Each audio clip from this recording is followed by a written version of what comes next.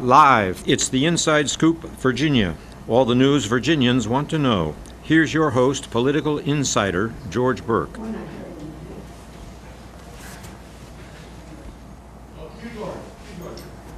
Good evening. Welcome to Inside Scoop, Virginia. I got a special treat for you tonight. My guests are Scott Surovell, who's the chair of the Fairfax County Democratic Committee, and Jim Hyland, who's chair of the Fairfax County Republican Committee. So it should be a good show. Gentlemen, welcome to the show. In the interest of fairness, I want to point out to our viewers that I too am a Democrat, so we're outnumbering Jim 2-1. I'm the chair of the 11th Congressional District Democratic Committee. But I think Jim can handle it, and as he joked before the show began, that's about the level of registration between Republicans and Democrats in the committee. So let's jump right to it, and we're going to have just a wide open discussion. Feel free to interrupt, interject, whatever you feel is comfortable. We're just going to have a conversation. Everybody's predicting a record turnout. What's that going to mean in Fairfax County?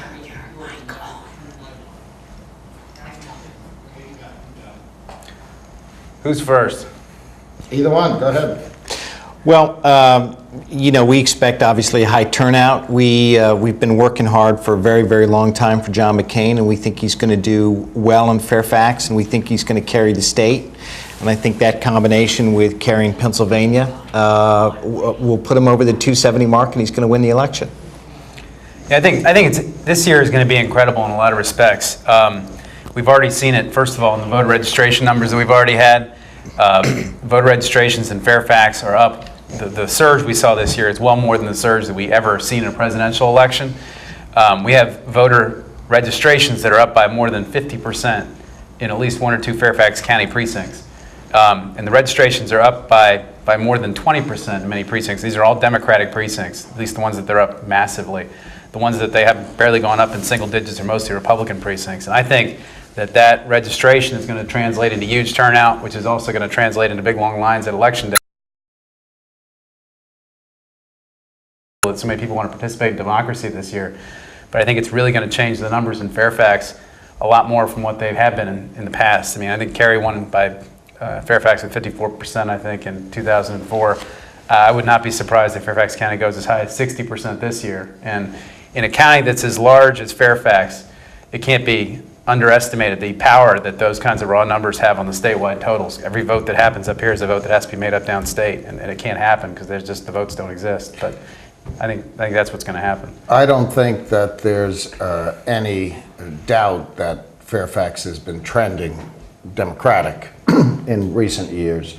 We've seen it with the numbers. I think one of the more interesting statistics, though, is that the 11th district is also trending Democratic, even though 1/3 of that district is in Prince William. Bush won that in 2004. Barely.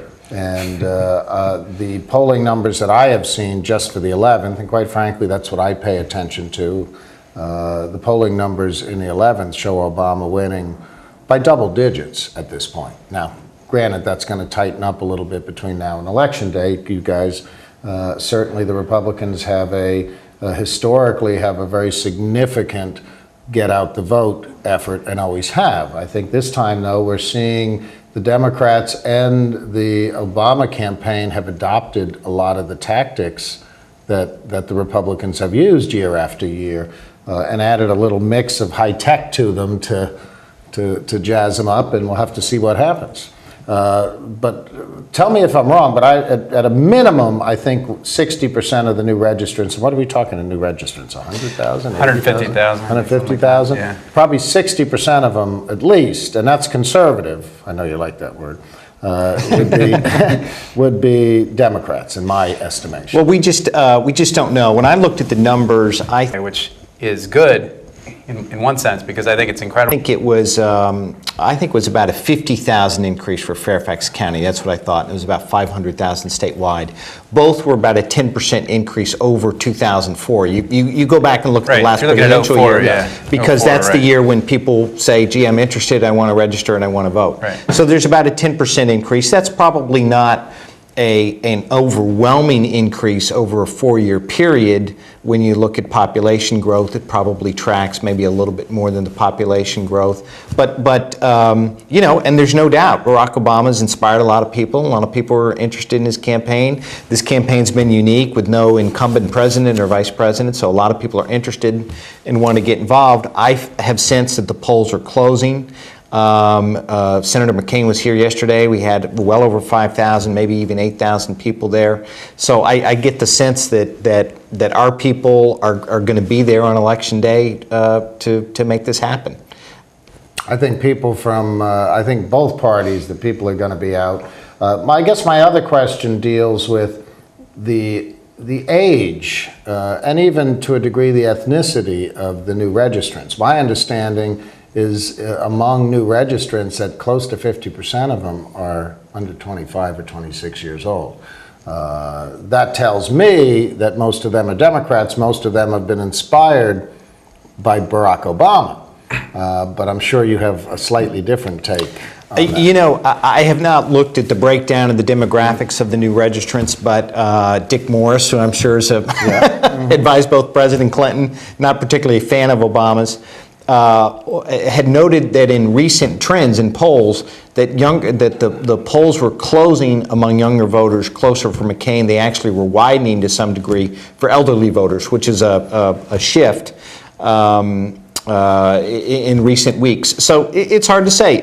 You know, younger voters, I think, may be moved more by this tax debate, the Joe the Plumber debate. They're thinking, they're starting out their careers, hey, I want to be successful. I want to start my own business. I want to do certain things. What about this wealth redistribution, sharing the wealth? Maybe that's not good for my long-term career. So it's hard to say.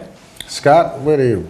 I haven't seen that. I mean, you know, I was just reading an article in the Washington Post, I think it was yesterday. I can't remember whose article it was, Amy Gardner's, I think, where it was talking about how they went around to the, I think, 14 Obama offices in Northern Virginia and went around to the 9 McCain-Palin victory centers. And it said that in the Post article that the Obama offices were humming with activity, and at the McCain offices there was like 2 or 3 people there on the phone. And in terms of the everything I've seen, all the activism, all the interest, especially all the young people are all very much trending our way and in our favor, and they're out there, they're working hard for us.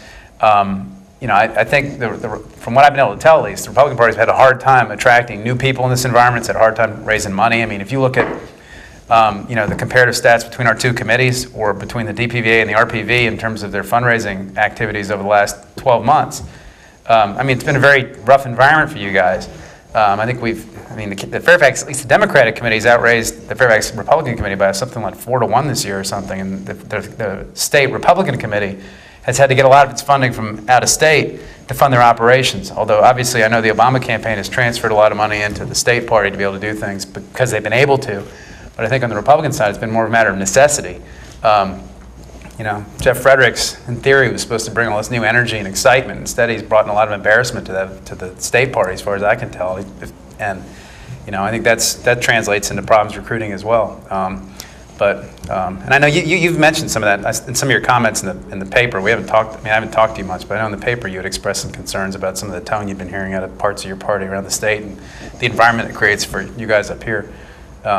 Well, I didn't think the bill airs, I didn't think that was a good tactic for John McCain. I think seizing on Joe the Plumber, while we can kind of chuckle about it, it hit a raw nerve, and it's coming back to what Republicans do best, which is talk about the economy, talk about taxes, talk about spending, because that's really the Republican message, which is if you want to grow this economy, taxing people and reallocating the wealth is not going to be good for creating new jobs, not going to be good for creating small businesses. I think once John McCain got back to that, it was a much better message for him, a much better message that he's more comfortable with. I think that was the real John McCain. And you know, that message I think might work in other parts of the state. I think it really doesn't work in Northern Virginia. You're talking about a jurisdiction where we've been getting the short end of the stick from Richmond for so long now, where everybody here knows we need roads, they know we need schools, they know that they like to keep crazy people from shooting up our colleges. It takes money to put into mental health, to fund the programs properly so people don't escape from the system. And I think most of the polls I've seen in Northern Virginia stuff talks about how most Northern Virginians are ready to pay a little bit more at the pump to get some road improvements, if that's what it means. You know, and the stuff downstate that works down there doesn't necessarily work up here, where I think the electorate sort of trends to be a little more affluent, a little more sophisticated. I want to get back to that, but we have our first phone call. And I want to remind our viewers, you can reach us at 571-749-1166. Our first call comes from Ken, who lives in the Mason district, which is my district. Ken, are you there? Ken? Well, we'll wait till he comes back on. Let me make one point about looking at this election solely from a Northern Virginia perspective and Fairfax County perspective. Obama's got some ideas that aren't widely publicized. He put out a paper on September 23rd about reforming government, and he really took a lot of pot shots at federal employees. He called them middle managers, called agencies bloated, called a lot of contractors frankly crooked. I think if you're out there in Fairfax County and you work at an agency, he said he wants to move jobs out of Washington, D.C.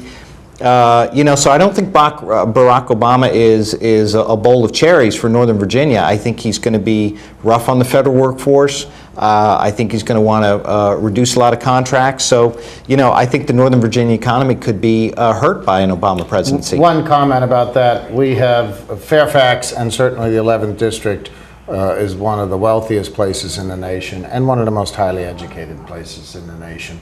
We're also very attuned to Washington, D.C.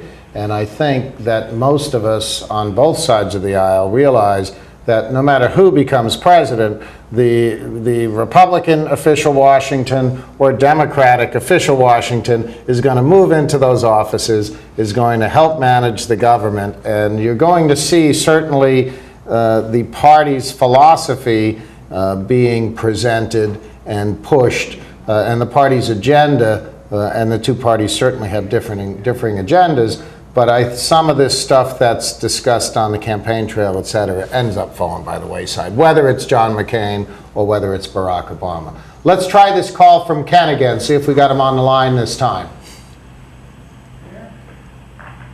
Hello? Carla, could you come down for a minute?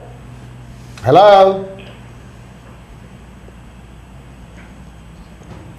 I think we are having technical difficulties with Ken.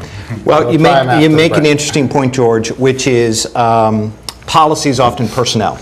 And when Bill Clinton got elected in 1992, I think he brought a lot of people to government that thought this was a moderate Democrat president that was taking over a new Democrat council, or I've forgotten the name of it.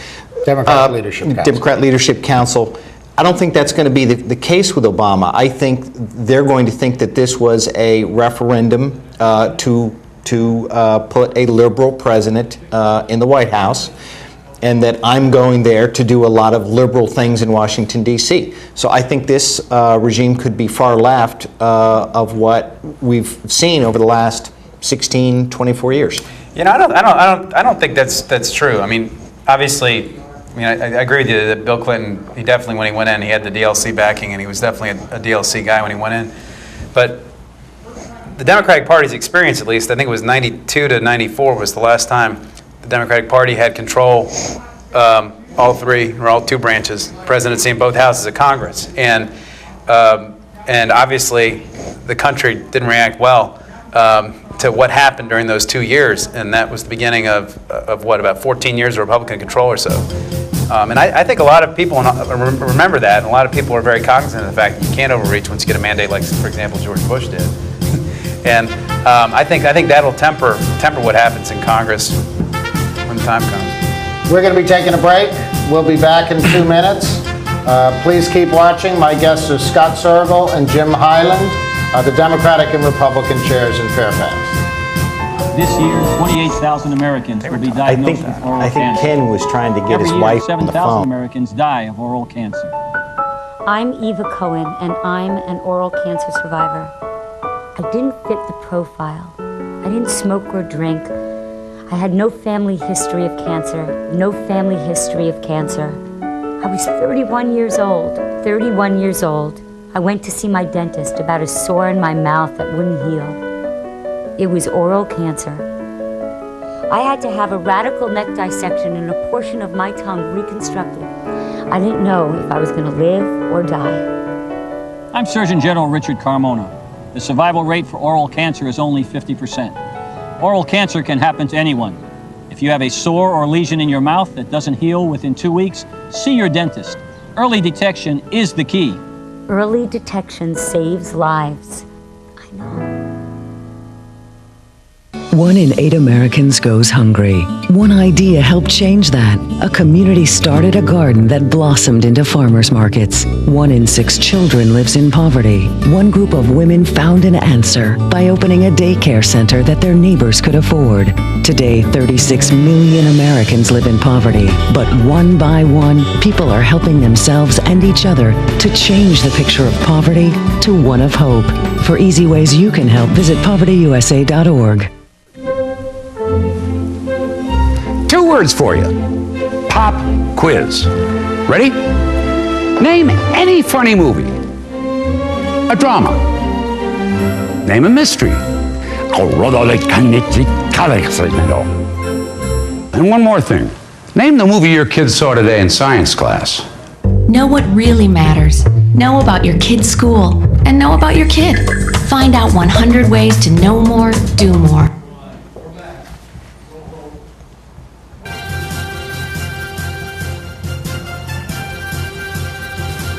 Once again, George Burke with the Inside Scoop, Virginia. Welcome back. My guests today are Scott Surovell, Chair of the Fairfax County Democratic Committee, and Jim Hyland of the Fairfax County Republican Committee. I think we're having a pretty spirited discussion here. But we now will try Ken from Mason District for the 3rd time. If he's not on it this time, hang up on him. Hello? Hello? How are you? This is Ken from the Mason District, and I have a question for Mr. Hyland, please. Sure. Mr. Hyland, my question has to do with judgment. Do you think that the Republican Party is showing good judgment by airing a commercial like the one I saw last night trying to tie Senator Obama to the pastor right in Chicago?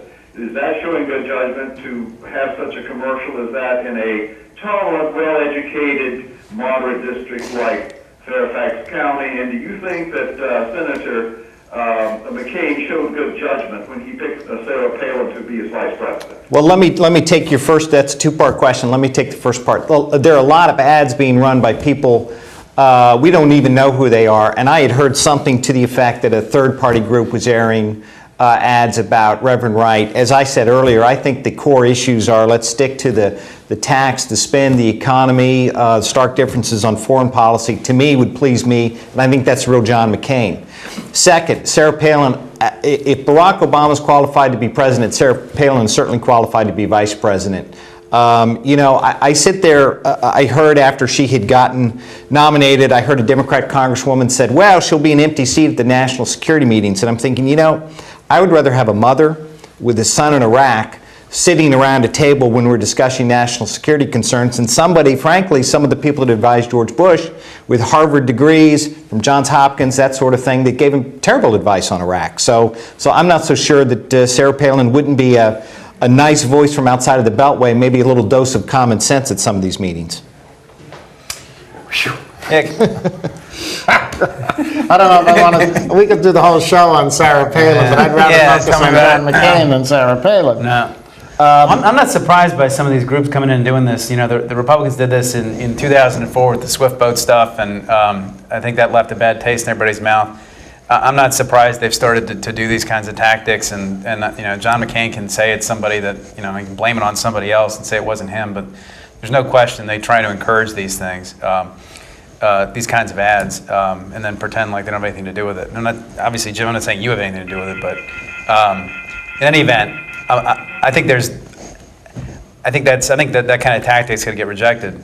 Sarah Palin, though, I take issue with the fact that you think that she's as qualified as Barack Obama. I mean, this town, she had 50 employees or something, and had a $5-6 million budget. I mean, it's about the same budget as my law firm.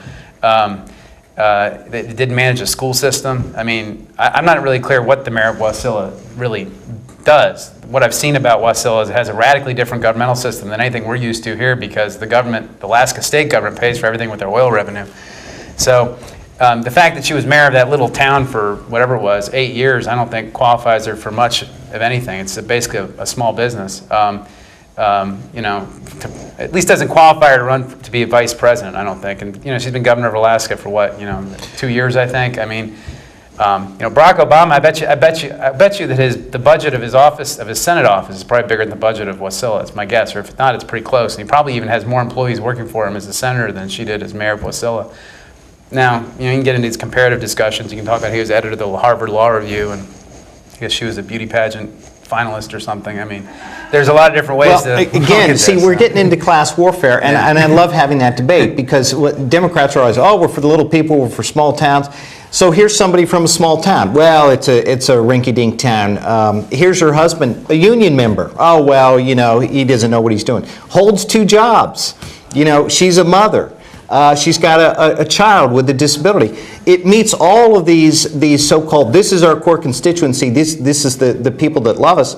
And when somebody actually comes up and meets all those criteria and is a Republican, everybody's, oh my God, well she obviously must not be well balanced, So is Sarah Palin the most qualified? Is Barack Obama? No, I don't think so. And she's going to be the vice president. She's not going to be the president. Unless he drops dead. Well, there's a 1 in 3 chance of that too. I mean, you look at the actuarial table. Somebody his age, there's a 1 in 3 chance he'll be dead next year. His mother is 96, so I think he's got the good genes. And I tell you, I've seen John McCain up close. The guy's in great shape, and he doesn't stop. I mean, look, he was here yesterday. He started in the morning in Virginia. He was on Saturday Night Live at 11:30. He goes.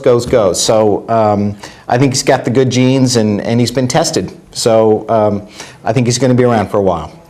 I think what the plan of the Republicans initially, and tell me if I'm wrong here, Jim, was that they were looking that she could maybe pull some disaffected Clinton voters as well as galvanize the base, because she is very conservative. She's far more conservative than John McCain. Some of the conservative friends I have said they like her a heck of a lot better than they like McCain. They don't trust McCain. But they trust her because of her strong position against any form of abortion, because of her positions relative to religion and mixing religion and the state, and other very conservative social issue positions that she stakes out. So I think she has galvanized the base, which McCain to a degree needed. I mean, I was talking to a woman outside the Mason District polling place the other day, and she didn't know if I was a Republican or a Democrat at that point. She was an older woman, and she was saying that she didn't particularly trust Barack Obama, but she didn't particularly trust John McCain either. She trusted Sarah Palin. Well, I think I applaud John McCain for putting a woman on the ticket. I think it's long overdue in Republican circles. I think he was probably looking for a woman to put on the ticket. Sarah Palin's name had bounced around. People knew of her, knew that she was a governor. I mean, she had defeated the current governor in the primary, Frank Murkowski, who was a long-serving senator. She defeated the former governor, Tony Knowles, to get elected. So, she was on radar. She was certainly on people's radar screens. I think for whatever reason, the various female senators probably didn't want to be vice president. They like being senators. So Sarah Palin was a good pick, and I stand by it. I don't know, Jim. I guess I've read that John McCain interviewed her, I think, once.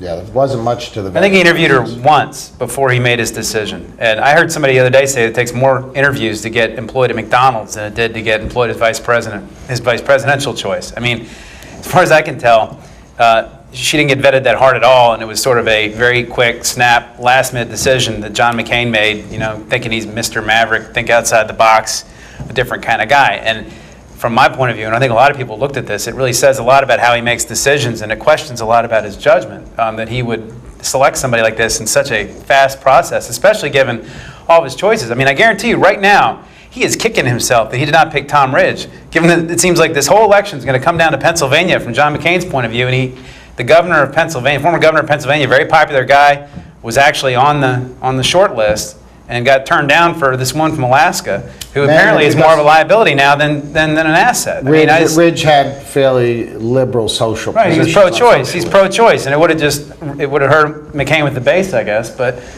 that would have been a better choice from my point of view for them.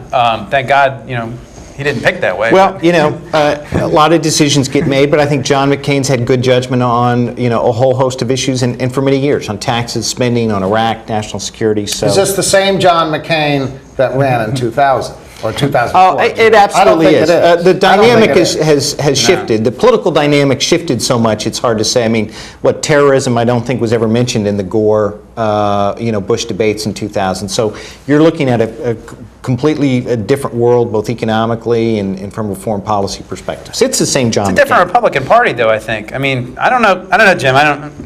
But as far as I can tell, the Republican Party, especially in Virginia, has gone further and further right almost every single year, and that's the only people that ever seem to win these primaries are like the most right-wing candidate that puts themselves in it. We saw it just in this last Senate. Actually, I don't know whether Jim Gilmore is more conservative than Bob Marshall. He was the moderate one down in our convention, Jim Gilmore. And what if Tom Davis? Yeah, but that's what I was going to say. That's what I was going to say. That's what I was going to say is that Tom Davis got deliberately pretty much excluded by the party. I mean, they picked that process so Tom Davis wouldn't have a shot. And again, everybody's probably kicking themselves that Tom Davis isn't running right now instead of Jim Gilmore. I said right at that time that was a mistake. We needed a primary. This was a big race. We needed a primary. We needed lots of participation.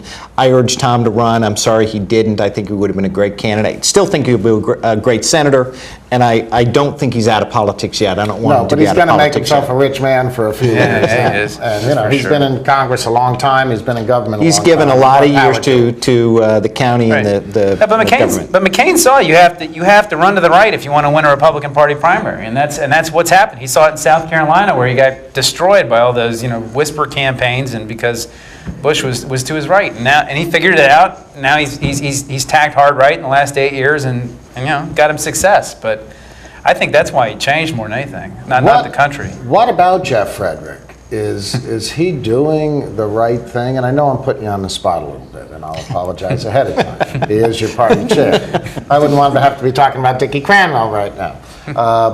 But what about him? I mean, he's made some pretty outrageous statements. He's been sort of pushed a little bit to the side by the McCain people. Mm-hmm. A lot of people have taken a step back from him as if he's radioactive. Can he be effective right now? I think Jeff made one mistake. We actually talked about it, where he was repeating a line that he'd heard on Rush Limbaugh, and he was talking to volunteers about it, and he backed away from that comment. It took him a couple of days. Yeah. But he backed away, I think, after Time magazine. Well, this guy, and this guy Bill Ayers is in my opinion, a horrible person. I don't think Bill Ayers was horrible, Barack Obama was like 5 or 6 years old. We have to take a break, but we will be back in 2 minutes. We'll continue with our discussion. We're not going to just dwell on Obama. We're going to go to some of these local races, and we even want to find out a little bit about election protection and who's going to best protect the polls on election day from the big bad wolf, whoever that may be. So stick with us. Remember, our phone is 571-749-1166. Some dreams are universal.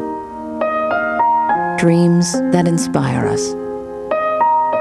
Multiple sclerosis is a devastating disease that changes lives forever. The National MS Society does more for people with MS than any organization in the world. But we can't do it alone. To get involved, visit us online at nationalmssociety.org or call 1-800-FIGHT-MS. This is why we're here.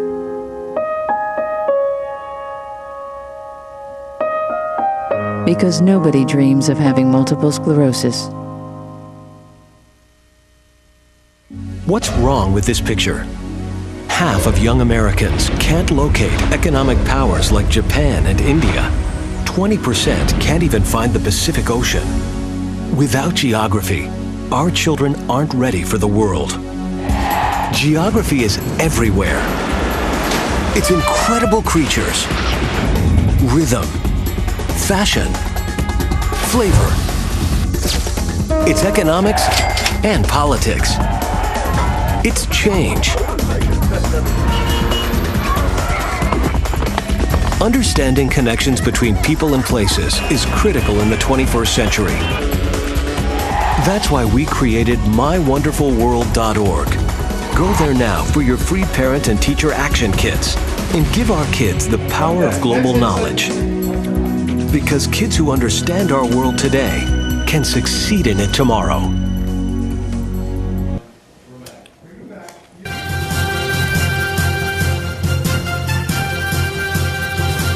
Once again, George Burke with the Inside Scoop, Virginia.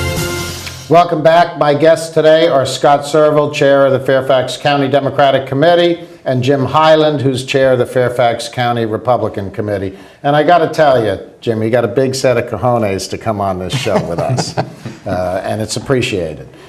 We were talking about Jeff Frederick. You had raised the Bill Ayers thing. Well, the reality of the matter is Bill Ayers when he performed his, as you said, his dastardly actions, Barack Obama was 4 or 5 years old. And what really happened is they ended up serving on a board or two together, that he didn't appoint the board, etc. He was on that board. They didn't have this tremendous connection. And it's a pretty tenuous tie. Maybe if he was Barack Obama's grandfather, it would have more of a tie, but it's very tenuous. And what we've seen in this campaign are a lot of these tenuous ties. Just briefly, you get down to the Connolly race. Well, Fimian in the last days is charging corruption and making all of these outlandish charges, and he's been questioned twice now. I actually heard it on Kojo Nambi, where Kojo Nambi said to him, and Connolly wasn't even on the show, Kojo Nambi said to him, well, corruption means criminal. Well, are you alleging that there's any kind of criminal activity on Connolly's part? And Fimian backed right off of it. Well, I don't know about that, etc. I don't want to suggest that Democrats don't put out some outlandish charges either. But we have to get past this rhetoric and really look at the issues. And ultimately, in a county like ours, in a district like the 11th, the voters see beyond some of that theatrics, so to speak. Well, they do, and that's why I've said I think the Ayers thing is a miscast. What gets me is more that he enjoys a rarefied life as a professor, well-heeled, nice neighborhood, and yet here's somebody who dedicated his book to the person that assassinated Robert F. Kennedy. It's outrageous, but that the mayor of Chicago would call him an upstanding citizen. But again, we want to get beyond that. We want to get back to the taxes, the spending. Joe the plumber, because I think it's... I don't even think that's his name, right? It's like Ed or something. It strikes at the heart of what I think is the Republican message, which is we're not trying to take the pie and divide it as carefully as we can. We want to grow the pie. We want opportunity. We want businesses to grow. And when we follow that pattern, we've done well. It's awful tough for a Republican to run on the economy this time. I mean, let's face it, Bill Clinton left this nation with a budget surplus. And in 8 short years, the Bush administration has driven that into the ground, and we now have the largest deficit in our nation's history, and we have a national debt that's doubled. Well, I am so glad you asked that question. Because one of my favorite charts from the federal budget, one of my absolute favorite charts, is the chart that just says what were your receipts and what were your outlays. Mm-hmm. And if you look at what George Bush came in, we had $2 trillion in receipts in 2000. When he leaves office this year, $2.5 trillion. So, $500 million has come into the federal government over 8 years. So this myth that the Bush tax cuts, eradicated the surplus doesn't exist. But the surplus is gone. We have huge deficits. The economy's gone to hell in a handbasket. Another favorite chart of mine, George, is the debt as a percentage of the gross domestic product. And when you look at it, it's about 2.7% what it was when LBJ was in office, what it was in Jimmy Carter's office, candidly higher in Ronald Reagan's term. So we need to dispel these myths.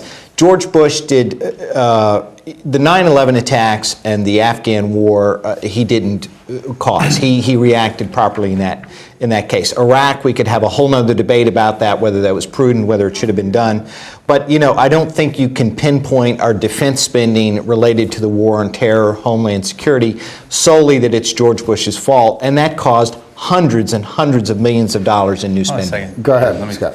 Look, I'm looking at your chart, and I think what you're comparing apples and oranges here. First of all, receipts, obviously, the receipts haven't grown under George Bush because he's cut taxes.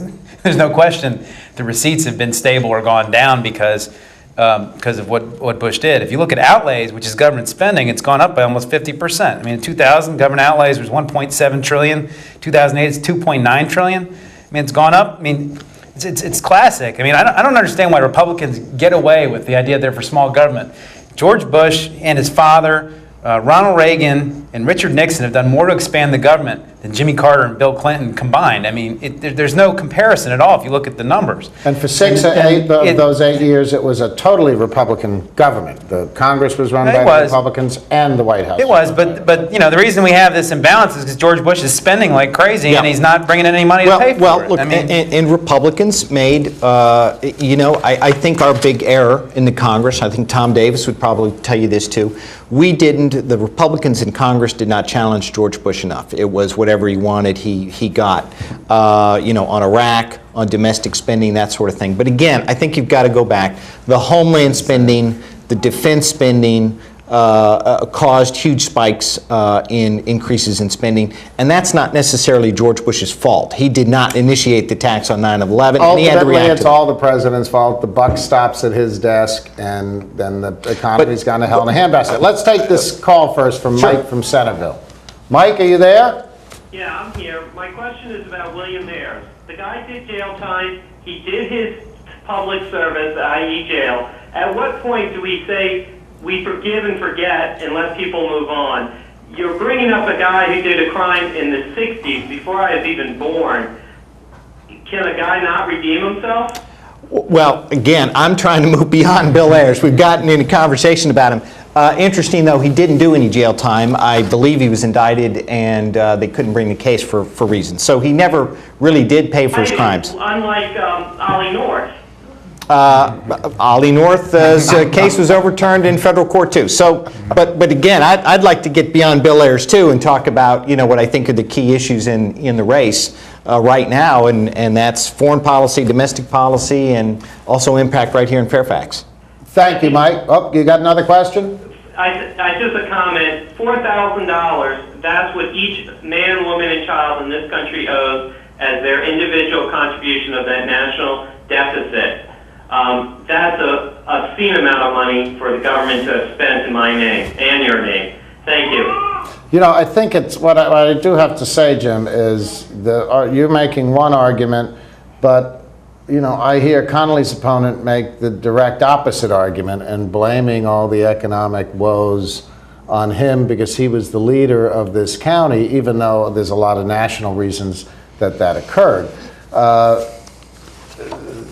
Let's go back to the economy. Let's go back to the whole economic question. We not only have debt, we not only have a deficit, our credit markets have gone down the toilet. The foreclosure problem, and a lot of this goes all the way back to the issue of regulation. George Bush right now is attempting to change all these regulations in the final days of his administration, knowing it'll take years to reverse those changes. We talked about Congress, and I don't want to sully Tom Davis's name in the last days of certainly his term, but the reality of the matter is that the House Government Reform and Oversight Committee did very little. Steroids in baseball is the thing that I remember most, and then I think there was something to do with the woman in Florida who was brain dead as well. But there wasn't much beyond that. There was no oversight of the regulations. There was no oversight of government agencies, and that committee was charged with that. And for 6 years, they did nothing. The Democrats are conveniently forgetting that the economy, yes, has gone terribly sour. After they took over 2 years ago. Now, I'm not going to suggest it's all Nancy Pelosi and Harry Reid's fault, but They barely got time to get their feet wet. I can tell you this. They started talking down the housing market. You can go back, you can look. Chris Dodd, Barney Frank said we got to put more regulations on housing, which was good. Republicans were at fault. We didn't do enough to curtail the predatory lending that was getting out of hand. It wasn't necessarily the mortgages that were being passed out. It was the mortgages were on terms that people couldn't afford over time. But Republicans did try and put controls on Fannie and Freddie because they were growing exponentially, became trillion-dollar organizations. Wall Street saw this and thought, oh, gee, we can make money like Fannie and Freddie. They ballooned up on their mortgage-backed securities, and the whole house of cards came collapsing down. Bush has been, look, nobody can say it's been wonderful, but Bush has been aggressive, I think, in trying to make sure that this didn't turn into a depression. Listen, Tom Davis was the chair of the Government Reform Committee. It used to be the Government Oversight Committee, I think, before they renamed it. But anyways, I read a stat in the Washington Post that said that while Bill Clinton was president, Republican-controlled Congress issued something like over 1,100 subpoenas to the president, to Bill Clinton. I think Tom Davis issued 4 to Bush. 4, I think. For him to come and say, I cannot believe he would even, I read it when he said it. I still was kind of blown away because he was talking about himself. But there's no question that the Republican Congress was asleep at the switch while they had controls and while Bush was in office. No question. And it caused big problems there, as all the worms are starting to crawl out, and they're going to keep crawling out as soon as Bush is out of office. It's going to be very interesting to see who he pardons, because there's going to be a lot of people pardoned there that are worried about what's going to happen when they leave. Well, we know Hillary's brothers probably aren't representing any of the potential people. Then the other thing I would say is that with respect to economic policy, after 9/11, I think most people agree now that nobody sat down and asked for anybody to sacrifice. It was all, if you want to do your part, go out and shop, and here's a tax cut. That's insane. I can't imagine the last time our country was attacked and not asking for some sort of shared sacrifice for everybody to make to deal with this problem. And that was a time to deal with our imbalance in revenue and in spending, and to have people actually, I think people would be happy to help pay for a war against Afghanistan if they were asked to. Instead, we're having the Chinese pay for it. And our children are going to pay for it for years and years from now. But the other thing, I don't understand why the Republican Party has gone so far away from what it used to be.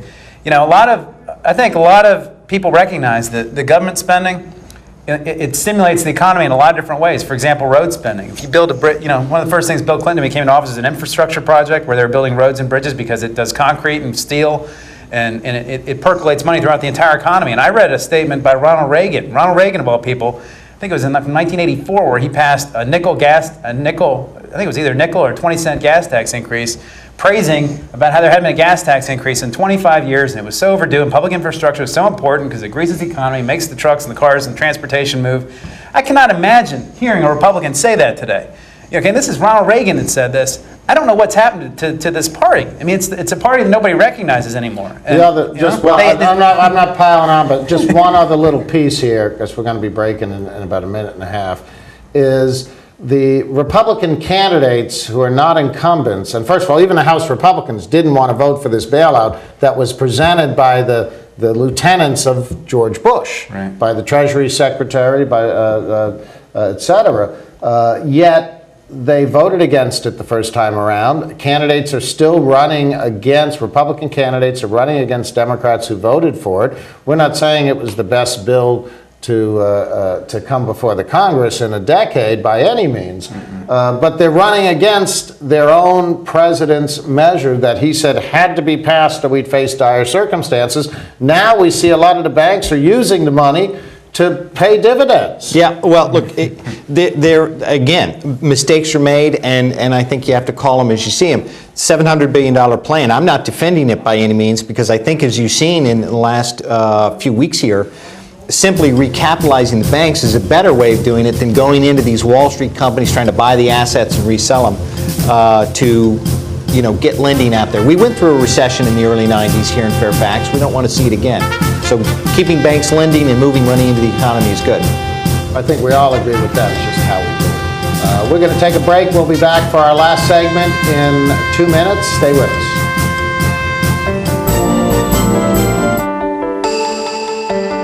I helped turn my child's public school into a whole new kind of school. One with a curriculum that really motivates kids. One that has extended hours, 6 days a week, year-round. With loads of academic, cultural, and recreational activities. One that has support services like medical and dental right there. A school where parents' involvement is encouraged. Where teachers have more time to teach. And students are excited about learning. There's just one problem. My child doesn't ever want to come home. You can help turn your school into a community school for excellence. Find out how. Call 1-877-LOVE-TO-LEARN. It's coming. Right to your neighborhood. And when it does, you may be surprised.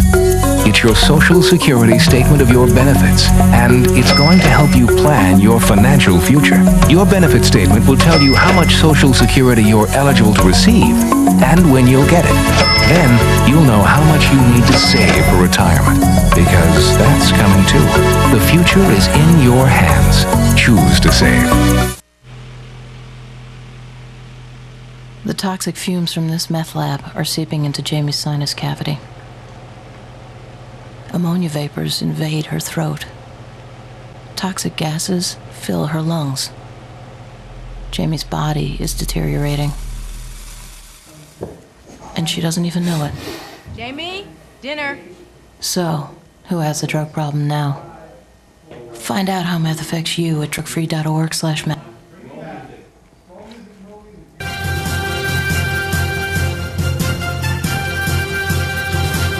Once again, George Burke with the Inside Scoop, Virginia. Welcome back. I've got Jim Hyland, the Fairfax Republican chair, and Scott Surovell, the Fairfax Democratic chair, with me tonight. We've discussed a lot of different measures, none of them in depth enough for any of us, I think, but now we're going to move to the local races. When I say local races, this year a local race is a congressional race. We're going to go right by the Senate race, because I don't think there's any doubt that Mark Warner will be elected to the Senate next Tuesday. He's going to win by a big margin. We discussed it a little bit earlier. The Republicans probably could have put up a better candidate and put up a better fight, but that's over. And I'm not even going to raise it with Jim just because I don't want to have to put him in a corner or anything on this issue. But let's go to the congressional races. We'll start with the 8th. We got Moran and Elmore. You got in a little hot water within your own party, I read, as I did a little research today when you endorsed Elmore in the primary, or allegedly endorsed him in the primary. That's true. Mark had run before, and he's been a really good, loyal soldier, always on our committee, always willing to volunteer, always willing to help out. Challenged by somebody, again, a nice young man, a good candidate down the road. I didn't know much about him, though, so I thought, you know, in cases like this, we've got to reward people that are helping us, you know, when they're not just running for office. Mark's got, you know, it's a tough battle because the districts are drawn to, you know, the district was drawn on purpose to favor a Democrat candidate. But Mark is doing as best as he can. He's out there every day at Metro stops and knocking on doors. So we'll see what happens on Tuesday. I think he'll get his butt kicked. Well, we will see. We'll see. We'll know the results soon enough. It was Republicans who drew that district. It was a tactic to kind of pin Jim Moran in, give him a safe seat so we could keep Frank Wolf safe and put something up for grabs in the 11th. Yeah, the fact of the matter is Jim's on appropriations. The Post gave him probably the best endorsement they've given him in recent years. And they cited the fact he's able to bring home the bacon and not these foolish earmarks, bringing home money for the Wilson Bridge and bringing home money for Rail to Dulles and those types of projects. So I think he's earned it. Scott, you're on the 8th District Committee. Yeah, no, well, in fair disclosure, I was also Jim Moran's, I think I was his first intern. If I wasn't his first, I was maybe his second or third. So I have a little bit of a bias here, not to mention the fact that I'm the party chair. But I think Jim is one of the most effective congressmen we have in Virginia. By being on appropriations, he's done a lot to get us a lot of funding, whether it's for National Airport or for bike trails or for roads. You know, the Wilson Bridge, there's obviously a lot of federal money. There's a federal earmark that went into that. I think Tom Davis and John Warner were involved in it too. This Rail to Dulles, he's been very involved in getting funding with that, for that. Jim's very effective. He also has constituent service, which is unmatched. Susie Warner, if you're out there, you do a great job. My old boss. I used to work in that office, and he really gets it done. He does a great job as a congressman. I don't think there's any question. And I applaud Mark for running. I've seen him a bunch of times, and he adds a little levity to it sometimes. And I've surrogated a couple of times for Connolly, where he's been there with Moran, and I actually had him on both of them on this show. Jim agreed to appear on the show. We did the League of Women Voters debate here on Channel 10, and I had Mike Lane, who I think you know, a Republican consultant, with me. We were the two moderators. We had a panel of press, so we were really just traffic cops. And we had Jim, we had Mark, and we had Ron Fisher on, and it was a great debate, very inclusive and covered a lot of ground. We tried to do the same thing, or the League tried to do the same thing with the 10th and the 11th, and in both instances the Republicans declined, arguing that I was going to be on the show, even though we had an example showing I had no political role and I had a Republican sitting next to me. It was a bit surprising. We have another call from Tom from Fairfax. I wonder if this is Tom Davis. I don't think so. Hello. Hello, George. No, it's not Mr. Davis. I have a question for Jim Hyland. First, I wanted to say how well both Scott Surovell and Jim Hyland have been doing in Fairfax County. Really civil discourse. Really nice. But the problem is Jeff Fredericks, what's going on down south. How do you put up with that character? He really seems to be off base, some of his comments. And if Jim Hyland agrees with Mr. Frederick, the way he's running the Republican side. Well, Jeff's a young guy. Just got elected in July to this party chairmanship. But he has, he's won down in a district twice now. They've really come after him, and he's won in a district twice that is not necessarily a Republican district. So I think we got to give him time. He connects with the voters in his district. I think we just got to give him time to try and get the party machinery, up and operating.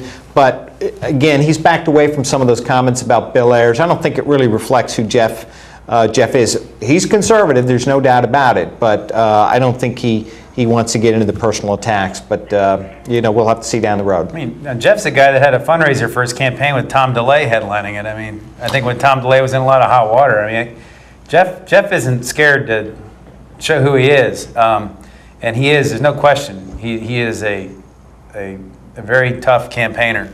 He's been one of the hardest people to knock off that we've gone up against, and that seat is a Democratic seat. But I'm not sure if he's the right person to be leading your party. That's a different issue.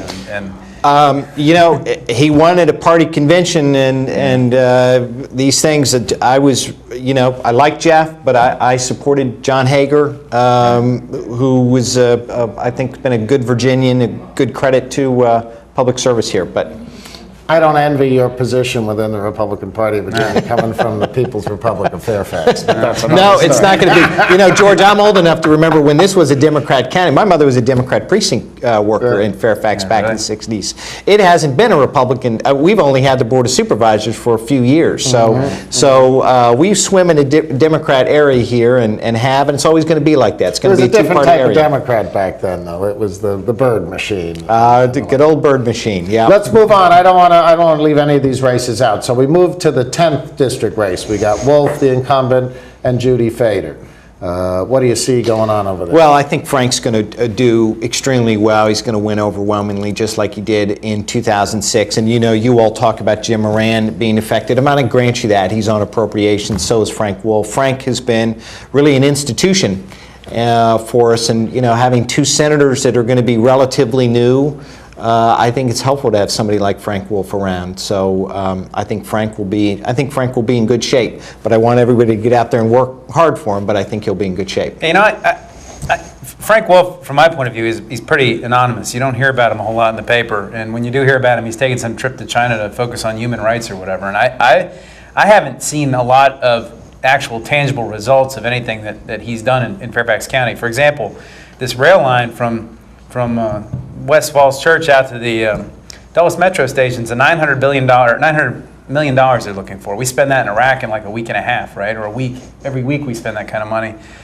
when the Wilson Bridge funding got all bogged down, John Warner, Tom Davis, Jim Moran went in there, got an earmark, funded it. I don't understand if Tom Davis is on, not just on appropriations, but also, not Tom Davis, Frank Wolf, he's not only on appropriations, he's on the Transportation Subcommittee of Appropriations. He hasn't been able to get an earmark to pay for this $900 million project.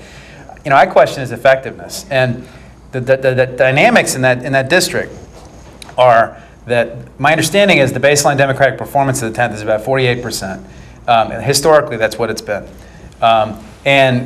Going into this cycle, with all the voter growth you've had in Loudoun County in the last 4 or 5 years, and all the boosts in registration that we've seen, I think there's a real possibility that there could be a blue tsunami that happens out there that overwhelms them. Plus, everything that I've read, or what I've heard is that when we talk to voters out there about what is it that they don't like the least about Frank Wolf, it's the fact that he's been in for 28 years.